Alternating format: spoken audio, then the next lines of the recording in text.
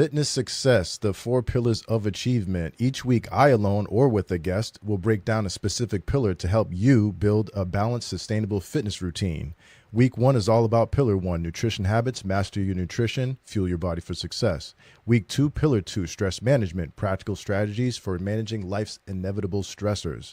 Week 3, pillar 3, tips to stay active and energized no matter your fitness level. And then week 4 is all about pillar 4, recovery measures. Recovery is key. Learn the best ways to rest, recharge, and avoid burnout, both in and out of the gym. All right. On today's show, I'm pumped to welcome 2 amazing guests who are both attorneys and both part of my fitness program, Diet Free Bootcamp for successful real estate professionals and entrepreneurs, right? One's a seasoned vet of the program. The other is just getting started. First up, she's a powerhouse attorney, a mother of 3, and a client I am genuinely proud to work with. Her transformation has been nothing short of inspiring. Welcome back to the show, Casey. Hi, thank you. Awesome. So, and joining us for the first time, he's a U.S. Army veteran, chemist, attorney, husband, and father who's already making waves in the program with his mindset, his honesty, and his willingness to show up. Please give it up for John Norris. Hey everyone, thank you for having me on, Jay. Yeah, you're welcome, John. How's it going? Awesome. So glad to have you both on. Let's start with you, Casey. Casey, you've been in the Diet Free Bootcamp for a while now. Let's start by painting the picture. Where were you physically, mentally, and emotionally before joining? So physically, I was overweight. I was uncomfortable in my own body. I was tired all the time. I had very little energy. Mentally and emotionally, I would say I felt kind of defeated, or I didn't have a whole lot of hope that I was going to find something that was going to work for me and that I would stick with. I kind of had given up, like it's just never going to happen for me. I was kind of just accepted the fact that I was just going to be overweight.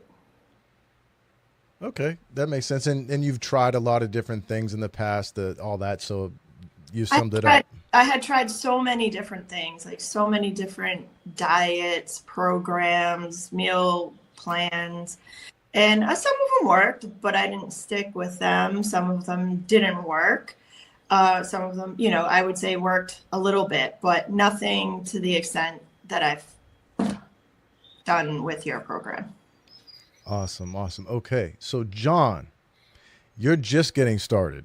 Yes. What made you say enough is enough? It's time for a change. But was there I'm sorry, I didn't mean to cut you off, but I want to know, was there a specific moment, that pushed you to take action? I mean, there's no one specific moment, but there was an aggregate of things that were going on. Some of the big highlights were, when I was in the Army, I was in very good shape. I could keep up with everybody. I could run, 2 miles in between 13 and 14 minutes. Like I had taken pride in the ability to do well. And as I had kids and as time went on, I left the military and I started to get really out of shape. But to the point where my son, who does Ninja Warrior, he would do things and I can't go up there and now show him how to do it because I physically can't do it anymore. My daughter does strength training and there's a lot of things I just can't keep up with anymore.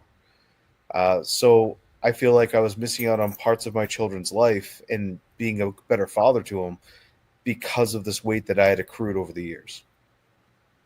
Okay, that makes sense. Casey, as a Gen Xer who grew up in the era of Snackwell cookies, and fat-free everything, how has your mindset around food evolved since joining the program? I'm technically a millennial, actually, but I feel more like a Gen Xer. I'm an old millennial. No. So yeah, like growing up in the 90s, right? Everything was fat free. Fat's so bad for you. And then it kind of at some point in time transitioned into carbs. Carbs are the devil. You know, I started doing keto. Um, and it was always just one extreme or the next. And I've totally got out of that mindset. I eat carbs, I eat fat, but I eat a lot more protein. And so, you know, it's just realizing that it's not an all or nothing thing. There's not one specific macro that's bad for you. Your body needs all the different macros in order to function properly. You just need to eat the correct amounts of them and in the correct percentages, let's say. Awesome. Awesome. So, John, as a veteran and chemist turned lawyer, you've worn a lot of hats. A lot of hats. What parallels have you noticed between military discipline and tackling a fitness program like this? When you're in the Army specifically, I don't know how the other branches handle it, but you break down a mission into its components, the steps that have to happen. You put it into phases. And something like this, like we were talking about, one of the first phases that I had to go through was eliminating a lot of the junk food out of the house and making more healthy options available, still delicious options, just healthier options available in the home. And so you have to have the discipline to actually go through with those steps, take it step by step, get into the program, get your life geared correctly, get your mindset geared correctly so that you can follow through with the steps that need to be done in order for you to achieve whatever goals you have. This program is very much similar to that. Yeah, no, it does take, it takes organization. That's all. Like you were saying, take the stuff out that shouldn't be there and just have the available options. And like you're saying, it's not like it's not delicious. It's just different options is all, and put it together. All right, Casey, what would you say was your biggest aha moment during the program, if you had one? The thing that made it all click, like, oh, I'm doing this. This is working.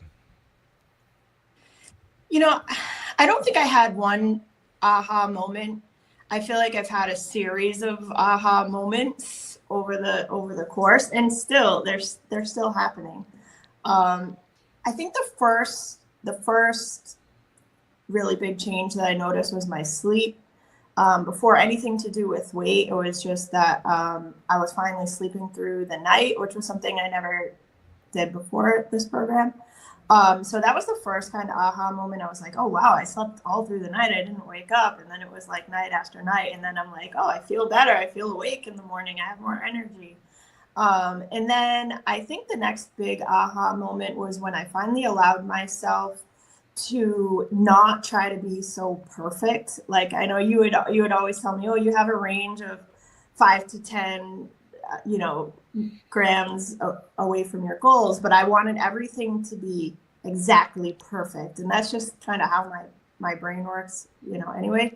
But when I allowed myself to just not beat myself up when I didn't have it perfect or not, if it was stressing me out, I'm trying to put the numbers into the app and I couldn't get it to work out perfectly, being able to say, okay, this is good, and do it, as opposed to just taking forever trying to figure it out perfectly and then maybe not do it correctly.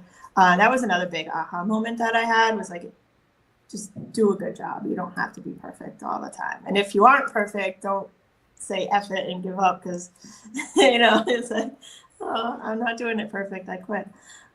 So just sticking through with everything. And then the other aha moment, I guess, would be just seeing, after we brought my calories up, when we started bringing them back down, checking out the graph of my weight and seeing, like, it actually is going down. Because when you see it on a day-to-day basis, it goes like up, down, up, down, up, down. So it can be kind of daunting sometimes. But then when you look at it, you take a step back and you look at the big picture and you see it, like, actually going down over time. That was exciting for me. Like, this is really working. I remember you mentioning about your plateau that you had was 140, that you just didn't think your body went below it, and you crushed that. So that's awesome. Yeah, I was like, that's it. That's as low as I get. I don't go below that. And I ended up going well below that.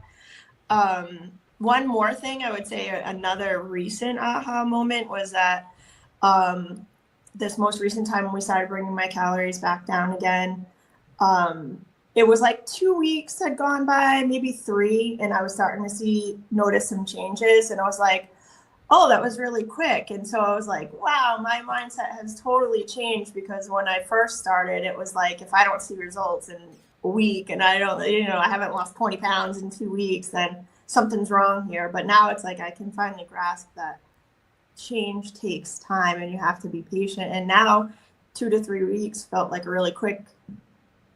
Yes, Casey was definitely one of the skeptical people, definitely, for sure, but not anymore. Not anymore. John, let's talk about expectations. Speaking of, after hearing Casey's aha moment, so you mentioned getting back to the 1,000 club. To the 1,000 club. For those all you don't know, we're talking about bench, deadlift, and squat. So you mentioned getting back to the 1,000 club and competing a Murph without stopping. And if you don't know what a Murph is, you guys got to look that up. You guys got to look it up. It's insane. I'll have Richie on to talk about it at some point. Anyhow, so how do you balance these long-term goals with the day-to-day hustle of entrepreneurship and law practice? This is one of the great things about the program, is because you've engineered it towards entrepreneurs, you've engineered it towards very busy people. And so it's not like go to the gym and bang out 2 hours worth of deadlifts, right? That's not what it's about. So you've helped me integrate things like when I go to, like, every hour, taking a break, walking around, and I happen to have 2 flights of stairs that go up to my office. So now I hit 2 flights of stairs down, 2 flights of stairs up. I walk around the building a couple times, some things that just get in some leg work while I'm working regularly. And I've now been going to the gym at 5 a.m. every morning, or I have a gym downstairs in my basement that I've been going to. And the idea is to build up towards those goals, but to incorporate health not just as a one-time, gym banger every day, but instead to make it an integral part of my life as I'm just going through. Also, to kind of use it as a stress relief at the moment, because I had a very strange day today. I'll say that much, but I took the time. I was over at Brockton Court to go up and down 4 flights of stairs. I took the time when I knew I didn't have to be inside the court. I knew I was just waiting for my opportunity. I went down 4 flights, went up 4 flights, and that just gave me a moment to think, gave me an opportunity, but it also put in some leg work, which is going to help me with my squats. It's going to help me with my deadlift. So it's integrating fitness into your life entirely, even if you are busy like I am. Like, I work 12 to 13 hours a day. Yeah, you're busy, but you got to take care of yourself. This is what it's all about, making it manageable for busy people to take care of themselves. And I can add to that too, Jason, that I think that's one of the best things about the program is, you call it Diet Free Bootcamp. Like, it's not a diet. It's not a short-term solution that you're just going to do for a short period of time, lose a ton of weight, and then gain it all back, because you don't develop the habits that you need to sustain it. So it really is just a lifestyle change that takes time. But the time's going to go by anyway, like you've said to me many, many times to remind me that, it's really great in the long run, but you have to make it just how you live and not just like a short-term thing. And actually, I agree with that. It's not, I don't look at this as a diet, because a vast majority of the foods that I'm eating are already the foods that I was eating before. It's just like, for example, I can go and have a hamburger if I want to. I just have to track that. And instead of, now that I've been tracking them, the macros a lot more closely, I realized that some of the stuff that we were purchasing had a lot of hidden calories in them that I wasn't aware of before. You figure you grab a burger, it's going to be mostly protein. I found out that the burgers I originally had that we had stocked up in the house, because we have a meat locker downstairs, a lot of the burgers that were downstairs, it was a 2-to-1 ratio fat to protein. It was way more fat. I mean, when you buy a hamburger at the store, it's like, 93% protein, 7% fat. That's what you look at. But when you buy the pre-made stuff, they stuff it with cheese, they stuff it with more fat, they stuff it with whatever they can. That doesn't include things like oil if you use it for cooking or anything else. So it's a very enlightening process that doesn't necessarily restrict what you're eating. It just enlightens you to it. And then you naturally gravitate towards those things that make you feel better and get you in better shape. Yeah, awareness. You said it all. That's like the big part of that is just becoming aware. A lot of us, or a lot of people, are not aware. We're aware now, but a lot of people are not aware of what they're consuming at all, and just don't realize it. And they really, when they go to take a look, they're like, "Oh my God!" And they're always shocked. Always, always. Yeah, especially those protein bars. I used to grab those fairly often thinking like, oh, this is a healthy snack. And then when you actually read the ingredients, which is like this long, the list of ingredients in them, and look at the nutrition information, it's like a lot of things like that. The packaging looks healthy, but when you actually look at it, it's not. You know what freaked me out a lot was I've always used the same protein shake that I've had, forever. It's the one I took before I go to work out. And I only looked at the protein and the carbs. That's all I looked at. But then I realized that the milk that we're adding in added a lot more fat, carbs, and sugar than I expected. A lot of these things I had an understanding of, like, adding milk is going to have some carbs. They do add some sugar. It's going to have some protein, and it's going to have some fat to it. But until you actually sit down and do the math, then you realize how much you're over or under what you're expecting it to be and where you want it to be. So it's taking that time, taking the obviously it's taking the time to take care of your body, just making the time to figure out what's actually going in your mouth. And once you do, it's shocking. And I'd like to add one last thing to what you guys are talking about here, talking about tracking, right? And, I know a lot of people feel a certain type of way about tracking because, they tracked before, but they didn't have the other awareness on like the amounts of the foods and when and all that other stuff, the important stuff, right? So there's a lot of awareness that goes with it, with tracking. And what I wanted to say about that is once you do that and you do become aware and you do this, and again, it's a lifestyle change, right? You're changing your habits, right? So you're becoming aware of what's in all these different foods. Well, there becomes a certain time where you don't have to do it anymore because you just know. Just like anything else in life that you do, whether in your work or in your personal life that you do on a repetitive basis, you're gonna retain it to some extent at some point. And then you're good. That tracking is only a tool. It's a tool for awareness. It's a tool in the beginning. It's a compass if you lost your way, and then once you get into maintenance, once you get to where you want to be and you get to maintenance, you can not have to track and you're good to go because you have it from doing it and becoming aware in the beginning. That's all. I just wanted to add that it's not forever. It's a tool and it's something that brings awareness and, you don't have to worry anymore about it. I like to kind of quiz myself sometimes, like if I'm trying to get 120 grams of chicken, I try to estimate it out and then weigh it and see how close I got by eyeballing it. I'm really a geek. I get excited about stuff like that. So no, well, you eyeball stuff. It's pretty cool after doing it for so often. You can almost tell. Oh, that's 100 grams of rice, or that's just from seeing it all the time. Mm-hmm. And foods aren't going to change, the rest of our lives. I don't think anyway. But anyhow, so yeah, tracking is a tool. It's for awareness, and it goes away eventually.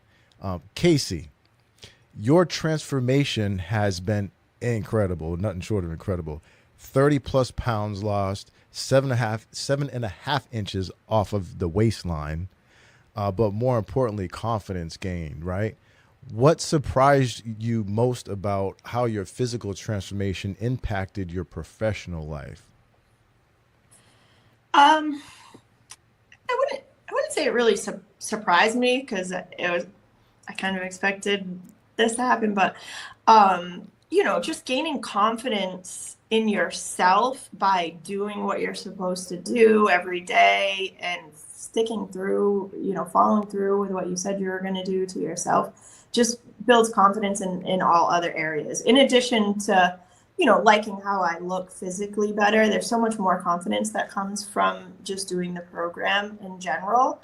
And that has helped me a lot. I have really bad social anxiety. Networking used to be absolute hell for me. I would avoid it at all costs. I wouldn't say I like it yet, but I've gotten so much better about just going and talking to people and putting myself out there a little bit. It's so much easier to do when you're not consumed with thinking about how you look or feeling like embarrassed about the way that you look. You can get your mind to focus on where it needs to focus when you're not thinking about your physical appearance. Yeah, I was thinking back to some of the shorts that you had mentioned about feeling a certain type of way, networking. Yeah, that networking has been a struggle for me, but it's definitely gotten easier. Well, I mean, Casey, for our type of industry, like you're a real estate attorney, I'm a estate planning attorney, and in our respective industries, referrals are one of the biggest ways that we get business, and we get referrals sometimes by networking. Like for example, real estate agents will network with you, and then we'll do business together. I'll meet people who do like long-term care, and we'll do business back and forth together. And having that confidence through networking is I would say vital, especially when you're a law firm owner and Yeah. you're trying to grow your brand. It is impossible to get there without proper networking. I follow the 4 pillars myself. The fortunes in the FU, the follow up. And that's what Jay says about networking is great, but the confidence from this program feeds into the networking. 100. Yeah. Yeah, definitely.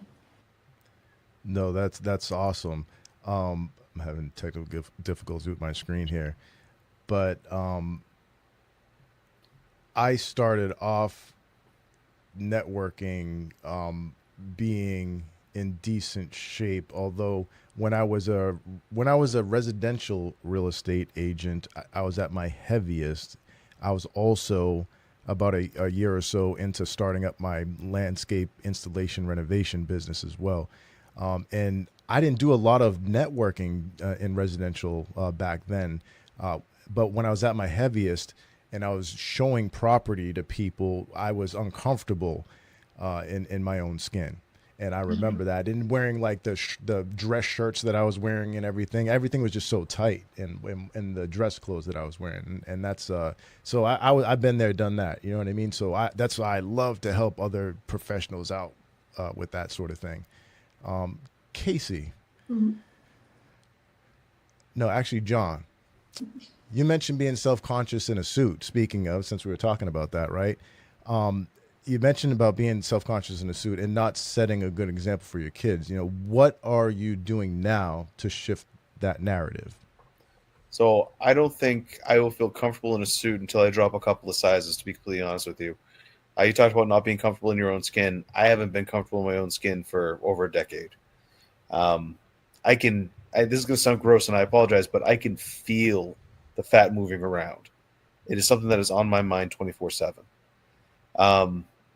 One thing I am doing to try to set a good example for my children, my son Ben and my daughter Zoe, is as I'm going through this process, I'm kind of explaining to them what I'm doing, because I want them to have a healthy diet themselves without having a real diet, but having them see why I'm choosing the options I'm choosing, why I'm going for grilled chicken instead of grabbing a chicken burger, and going and being like, look, this is what's in there. These are the macros that are included.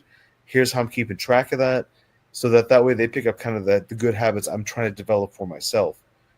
But honestly, I don't think I'm going to feel good. Sorry, my dog's going to go nuts. My kids are now walking in the door.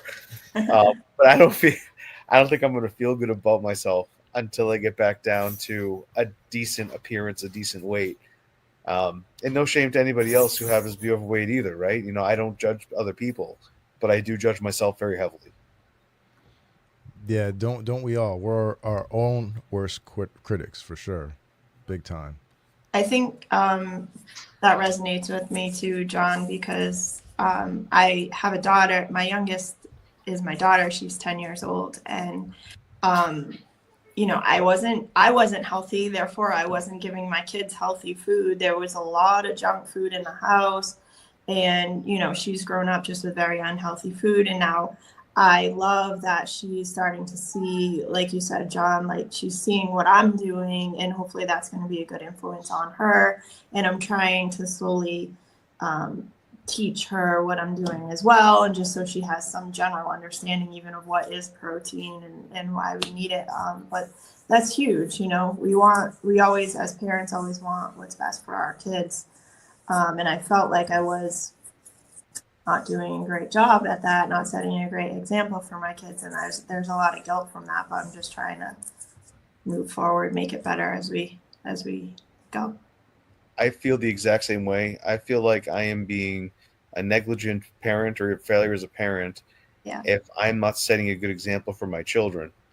And so this is one of the reasons why I try not to insult other people. I don't try to be a negative Nancy. I don't know if everyone uses that term anymore, but I don't want to be one of those people that's always thinking negatively. I try not to be a contrarian.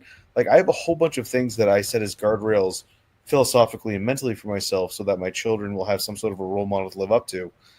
But I'm failing tremendously in the weight loss arena because my children see my physical body and they're thinking that's okay. And I'm trying to explain to them through my actions, this is not okay. Yeah. No, that's huge. That's huge. That's one of the biggest things, or one of the biggest reasons why I do what I do. Yeah, everyone. Oh, I like to help people. I like to cook. Whatever. You know what it is? It's legacy. Okay, because as the more people that I can help, that's going to trickle down to their children and their children and their grandchildren and so forth. I'm changing generations. That's what I'm trying to do, is make awareness available and empower people so that they can empower their children, their children, their children, and goes down the line, so that we can kind of, put a dent in this thing that we got going on here. I agree. A lot of people like to talk about generational wealth. I don't think enough people talk about generational health. Thank you. I love that, John. That's what I'm talking about. Exactly. So, to our viewers out there, what's one thing in your closet you've been avoiding because of how it fits or how it makes you feel? Drop it in the comments. Let's normalize with real talk around this stuff. All right. Drop it in the comments, even if you're watching the replay. Mm-hmm. All right. Casey, what's one thing you're doing now, whether it's meditation, strength training, or better sleep, that you never thought you'd stick with? All of the above. Definitely meditation has been so beneficial for me, more so than I ever thought it would be. So that's definitely a big one. I hadn't really ever tried meditation before, maybe like once or twice for a few minutes. But that helps me tremendously. Also, strength training, like we've talked about before. If I was ever working out before, I was doing cardio. I thought cardio was the only way to go if you wanted to lose weight. And now I actually enjoy strength training. I just got back from the gym, if you can tell by my attire this evening. But I actually like the strength training, and that's something that I know I'm gonna stick with for the long term. Sleep, my sleep is still good, and I love sleep. I'm a big fan of sleeping and napping. So the fact that I can sleep through the night is huge. And I'm sure there's a funny story somewhere in there that I could think of at some time. I told you Casey was skeptical, right? And we'll talk about meditation. Yeah. And now look at that. Look what she just said. I mean, if we could just play back what what I've heard in the past, in the beginning, that's crazy. It's weird how things turn around, right? I thought it was a little like out there, I wasn't all in the beginning, but I was like, I'm going to keep an open mind. I'm going to give it a shot. We'll see how it goes. And then when I started feeling the changes of like just handling stress so much better, I was like, oh, you just heard that, folks, right? Oh, maybe I was right. She didn't say I felt, she said I felt better. She stopped herself. Awesome. All right. So John, your list of stressors could give a TED talk. What's one thing from the program that's already helped you begin managing that stress differently? Well, it's something that I honestly, when I was reflecting on this, I thought about that I used to do in the Army that I don't do now, but I have incorporated because of this program.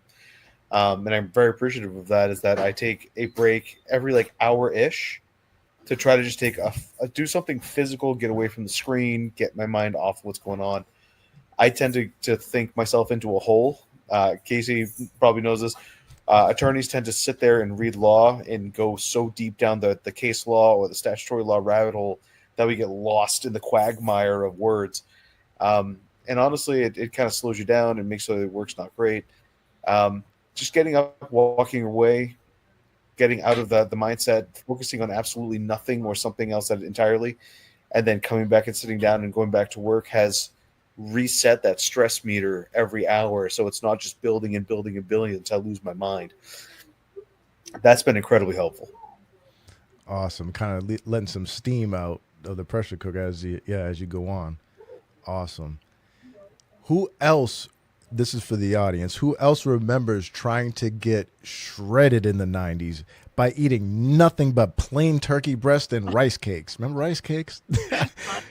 I remember my mom eating rice cakes. That was my... It was a thing. It was. Comment your most ridiculous 90s fitness trend memory below. Yeah, even if you're on the replay, we got to hear this. All right, so Casey, what advice would you give someone who's on the fence? They've tried it all and nothing sticks. This works. It works. That's my advice. Is well, it works if you stick with it, if you're consistent with it, and you gotta give it time. That was really hard for me in the beginning. I wanted instant results. I was like, is this working? Is this working? Every day asking, is this supposed to be happening? But like, you gotta be patient and just put in the work consistently. That's the important part, is just to stick with it. And if I can do it, anybody can do it. Because like I said, I tried every diet under the sun and never stuck with anything long term before, and this one I have. So yeah. All right. So John, looking forward, where do you see yourself a year from now if you keep showing up for yourself and being consistent, like Casey was saying? The way you have already started to. Whether you're a real estate professional, entrepreneur, or just someone ready to stop feeling stuck, what are we doing here? What are we doing? So I think a year from now, I'll be able to get back in the thousands club. So I deadlifted 400 recently, and I happen to love deadlifts. It's just kind of like my thing. For squats, I need to work on them. Bench, I need to work on hard. I'm only at 195, which is just not acceptable. But I feel, even with the slight, so for anyone who doesn't know, I just went to Vegas for a little bit, and prior to that, I was on the diet. I was keeping track. I was doing everything I was supposed to be doing. Jay was helping me with the program, kind of tweak what I was going through, and to make the meals a little bit better, so that way, like, everything fits out. But when I went to Vegas, I didn't have access to like a grocery store. Like, the food out there is what you get. So you're up and down on the strip, and you're going to restaurants all the time. In just that short week of going off of what I'd already started, I already start to feel more sluggish. I'm feeling it now as I'm going back to the gym, and my body's just not responding the way it was before. So I think in a year, the next time I go to Vegas will be next July. So I think that by then I should probably be in much better shape. I'm thinking dropping 30, maybe 40 pounds. And then at that point, I should be able to do the Thousands Club. And on top of that, probably get a Murph done without stopping. I think I'll be able to hit all those goals, because if the beginning of this program is anything to go by, I see a lot of really strong progress in the near future. Awesome. And again, whether you're a real estate professional, entrepreneur, or just someone who's ready to stop feeling stuck and start feeling strong, the message here is really simple. Fitness fuels success. Whether you take care of your health, when you take care of your health, everything else gets better. Your work, your energy, your relationships, your confidence, everything, your sleep. You've heard it. All right. Everything.